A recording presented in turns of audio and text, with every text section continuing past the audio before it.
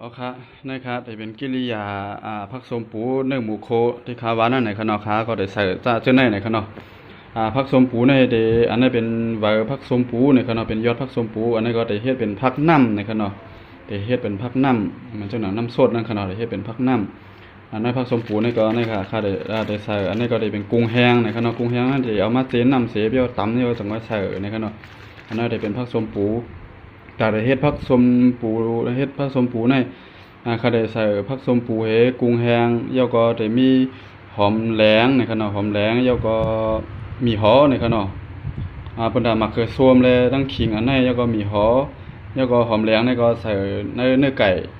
ใส่ในเนื้อหมูในขณะใส่ในเนื้อหมูพองในขณะใส่ในเนื้อหมูในค่ะเพิ่นได้ใส่เนื้อหมูก็มีมะเขือส้มหอมแหลงแล้วก็มีขิงแล้วก็อ่า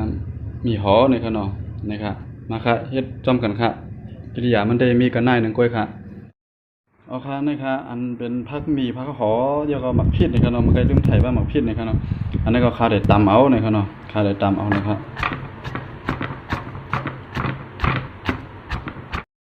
เอาค่ะนะครับหมักพริกหมี่หอก็ตำมื้อไกลในข้าได้เพออกไว้อีกดอนนึงได้ใส่ผักส้มปูนี่ครับเนาะได้เพไว้อีกนึงนะครับได้ใส่ผักส้มปูครับเดี๋ยวกำในอันนี้ก็ไว้ตาใส่เนื้อหมูในขนาดเนื้อหมูอุบในขนาดเขาได้ใส่ว่าคิงในขนาดผสมปูในคำใส่คิงในขนาดแต่ว่าเนื้อหมูในได้ใส่คิงในขนาดได้ตำสลับคิงทั้งกำเลยนะครับ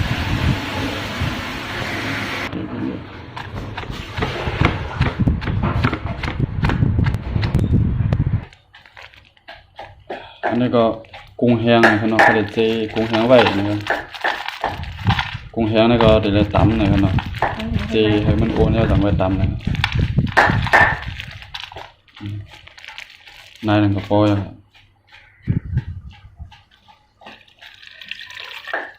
จีนน้ำไว้ก่อน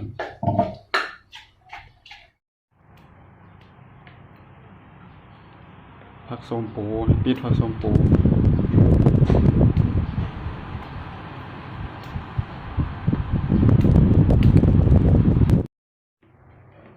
อันนั้นสูตรก็ใส่น้ำมันนะครับอันนี้น้ำมันโคมพิษมันเหลืออีกนึงเลยครับเนาะน้ำมันก็เด็ดหมดแล้วทำได้โกงหรือใช่โกง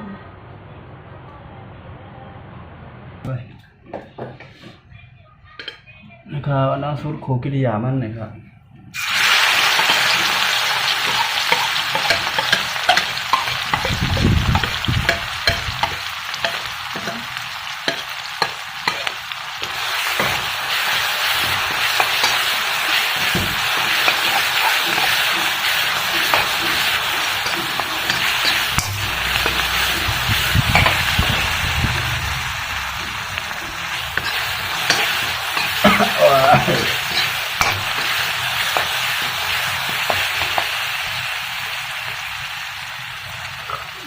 มิ้นนะครับ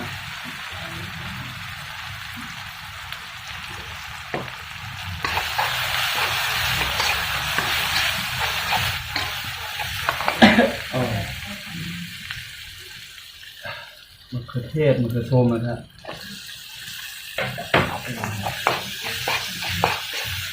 ไม่หมดแล้ว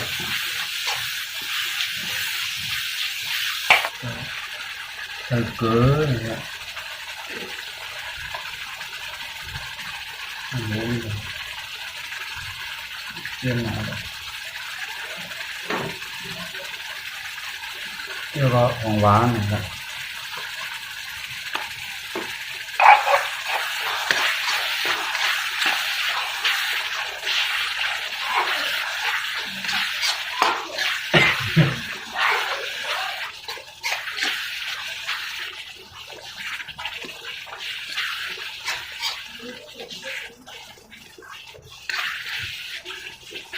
น่าจะกว้างเสริมหมูมาเรียวนะครับคนทางห้องก็ที่จะทำมาเรียวนะครับจะทำอะไรขึ้นแล้ว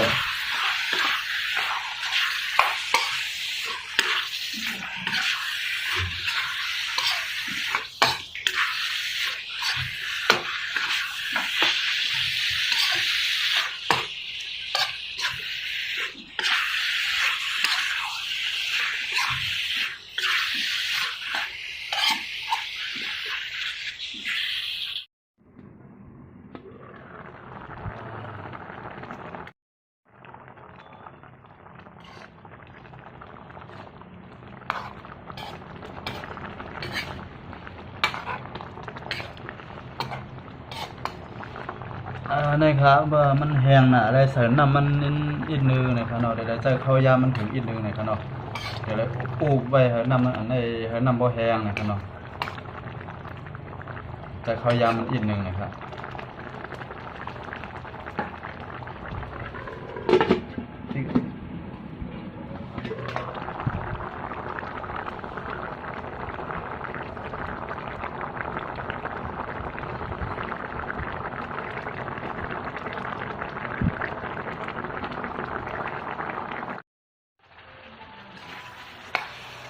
นะครับโอ้ไว้น้ำมันตกบ่แห้งยาวนะครับเนาะนี่ก็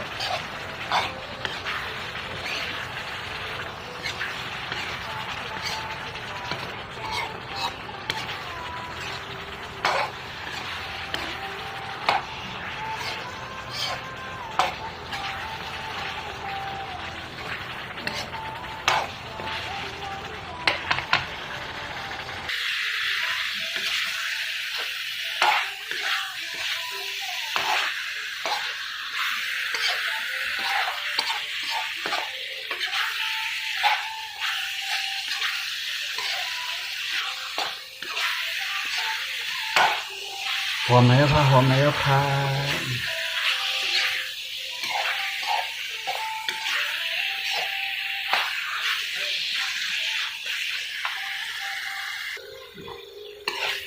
เดี๋ยวนะครับน้ำมันแห้งหมดแล้วครับเนี่ย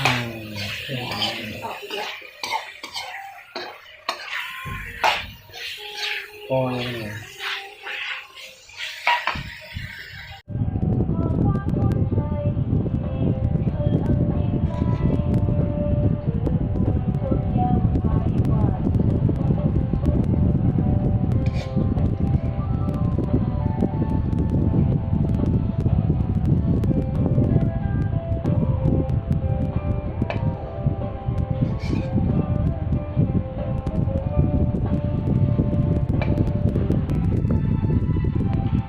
ขาไม่ขาเย่านี่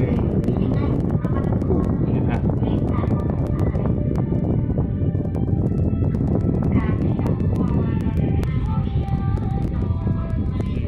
หนึ่งคู่เขาคา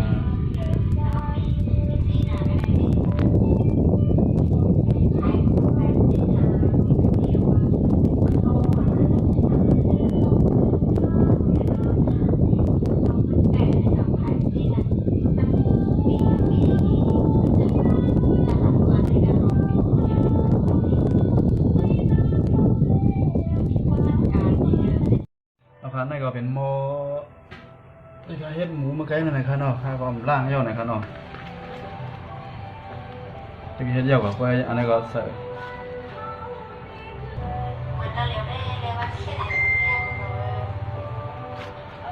ผักส้มผู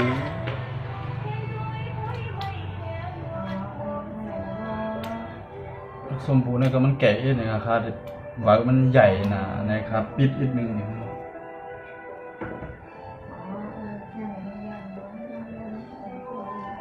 เดี๋ยวก็อันนี้ก็ใส่เพิ่มมีผักหอมหมักพริกนะครับตำไว้นะครับเนาะ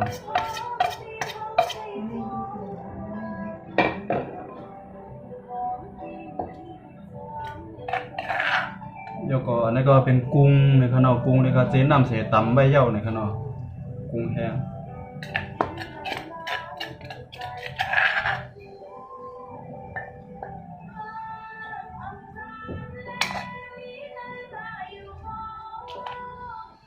ก็ใส่เกลือนี่ครับ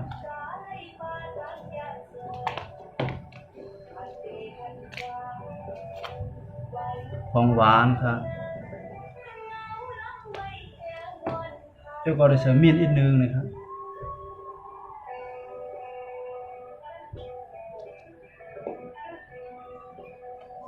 นี่ไว้ครับก็ไม่ได้อู้แล้วครับ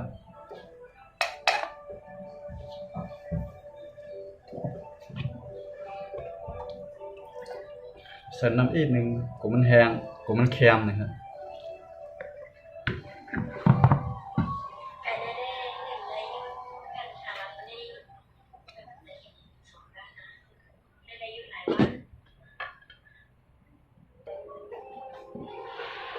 โอ้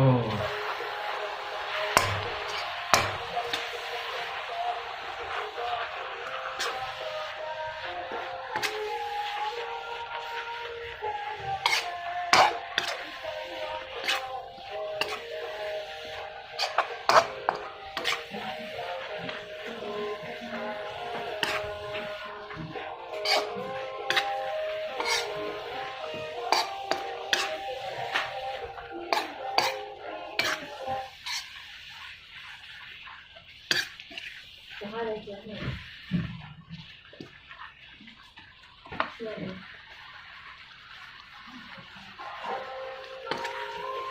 านก็วันกระโดดต่อก็เดี๋ยวเอาที่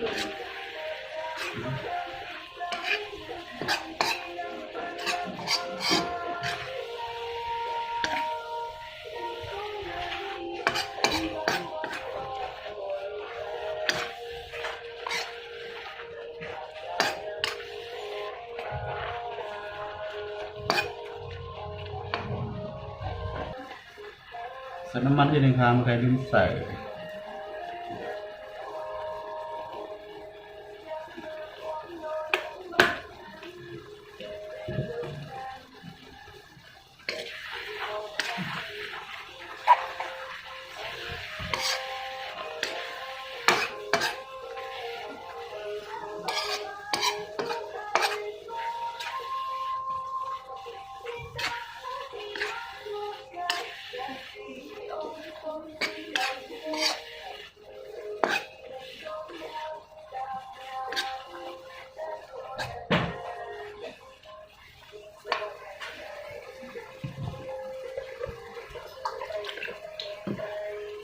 ก็ได้เฮ็ดน้ำโซดาได้ใส่น้ำอีกนึงนะครับ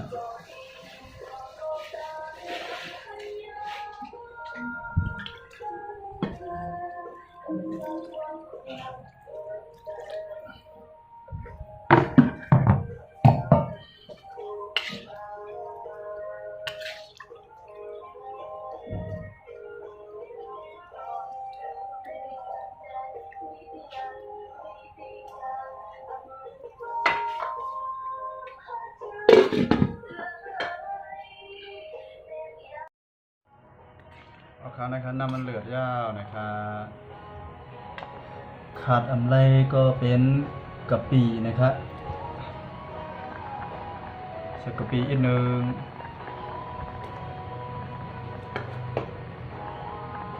นายครับ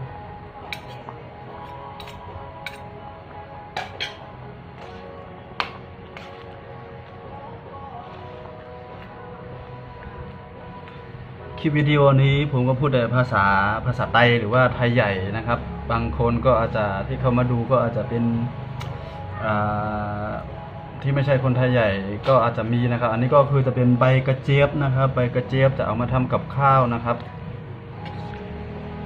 ใบกระเจี๊ยบจะเอามาทำเป็นแกงนะครับทำกับข้าวครับผมที่ประเทศไทยก็ใบกระเจี๊ยบก็จะทำแต่เป็นน้ำกระเจี๊ยบน้ำเพื่อสุขภาพอะไรอย่างนี้นะครับแต่ว่าที่บ้านเราก็เอามาทำกับข้าวด้วยนะครับนี่นะครับหน่อยเวสลินแพ็คคู่สุดคุ้มทั้งปกป้องและบำรุงใช้คู่กันเพื่อผิวสวยขั้นสุด ซึ่งมันก็จะ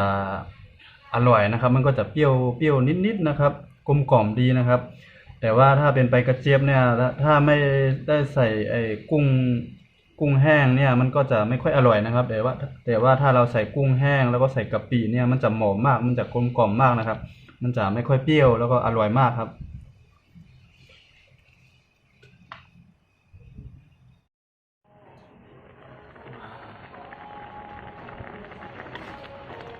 อุดหนุนไปอุด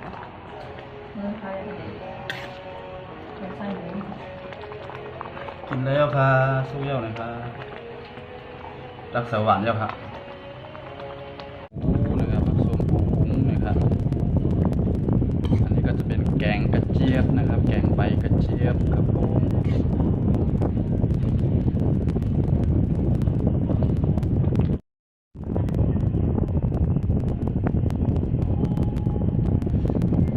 ชิมดูก่อนนะครับ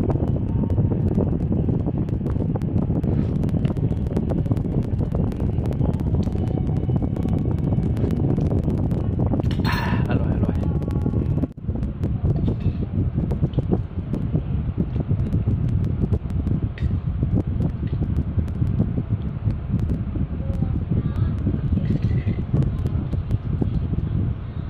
ผสมปูมันแก่อีดๆนี่ครับเนาะ